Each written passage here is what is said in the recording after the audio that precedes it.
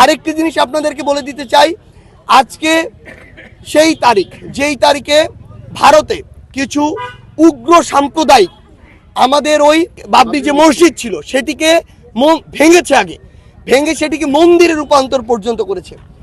আমরা আমাদের জায়গা থেকে শুধু একটি কথাই বলতে চাই, যেই ভারত আমাদেরকে সাম্প্রদায়িকতার শিক্ষা দিতে আসে তাদের আগে নিজেদের ঠিক হতে হবে।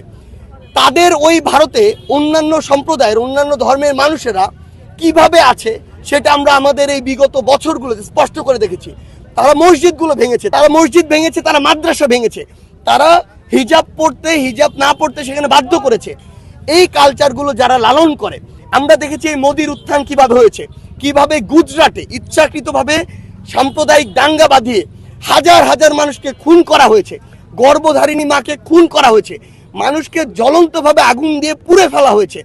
এই উগ্র সাম্প্রদায়িক দাঙ্গা সৃষ্টি করে যে ওই রাজনৈতিক ফায়দাটি লুটে আজকে ভারতের রাজনৈতিক মসনদে বসে আছে, সে যদি আমাদেরকে এই জ্ঞান দেয় যে সাম্প্রদায়িক কিভাবে সম্প্রীতি রক্ষা করতে হয়, আমরা খুবই সরি, আমরা তাদের জ্ঞান শুনতে কিংবা নিতে বিন্দুমাত্র প্রস্তুত না।